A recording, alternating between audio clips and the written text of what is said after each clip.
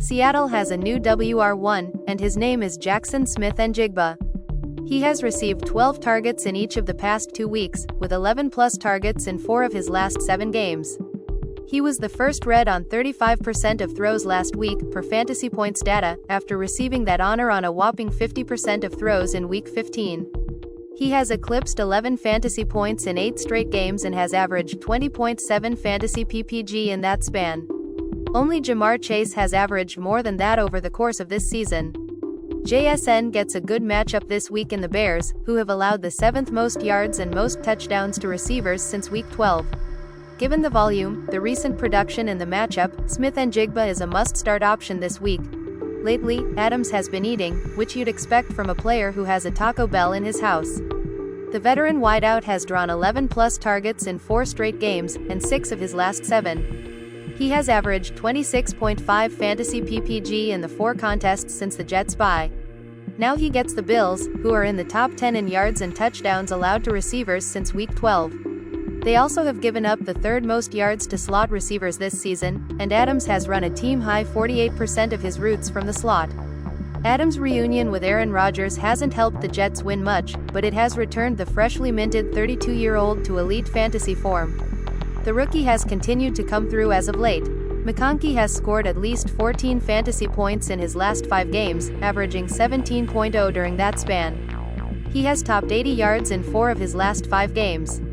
In fact, with 50-plus yards in 8 consecutive outings, he's 1 away from tying Odell Beckham Jr.'s rookie record of 9 straight. The Patriots are not a slam-dunk matchup, but they do use man coverage at the 2nd highest rate in the NFL. McConkey has the 4th most yards against man coverage, behind only CeeDee Lamb, A.J. Brown and Jaxon Smith-Njigba. Keep riding the hot hand.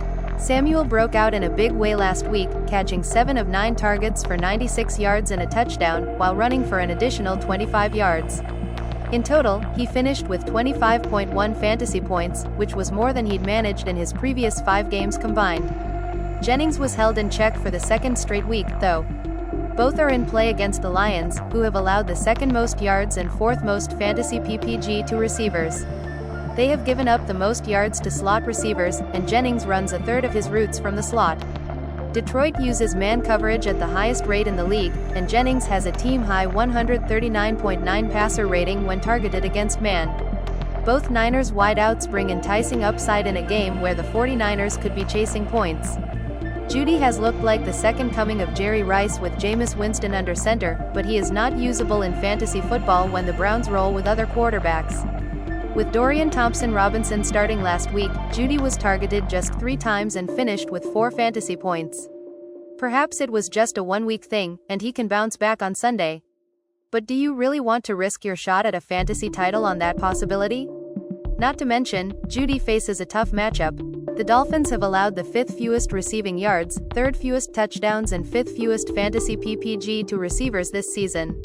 I'd look elsewhere. Widely lauded as a generational prospect entering the NFL, Harrison hasn't lived up to the billing in year 1, especially on the fantasy front. The rookie has scored single-digit fantasy points in 3 straight games. In fact, he has only reached double figures 3 times since Week 5, averaging just 9.1 fantasy PPG in that span. He enjoyed success earlier this season against the Rams, but that came via simply blowing by Tre'Davious White, who is no longer in Los Angeles. Not only have the Rams improved in the secondary since then, but they play zone coverage at an above-average rate.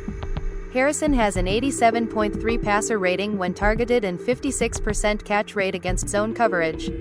I would look to get away from him in championship week. In his last 2 games combined, Cooper has just 2 targets, 1 catch and 10 yards. He finished 4th in snaps among Bills receivers in each of those outings, playing behind Khalil Shakir, Mac Hollins and Keon Coleman. The deep targets in those contests went to Coleman, not Cooper. Now the veteran wideout has a tough matchup against the Jets, who have allowed the 2nd fewest touchdowns, 6th fewest yards and 3rd fewest fantasy PPG to receivers. Cooper is just a name at this point. The risk is far too high to trust him with the fantasy championship on the line. Pittman scored just 3.9 fantasy points last week in another game where the Colts barely threw the ball. In 10 full games with Anthony Richardson at quarterback, Pittman has reached double digits just once while averaging 8 fantasy points per outing. That is poor production over a large sample size. It's time to forget Pittman's results from previous seasons and admit it's just not gonna happen this year. Plus, he is behind Josh Downs on the target pecking order. The Giants' defense looks like a good matchup on paper, but do not fall for the trap.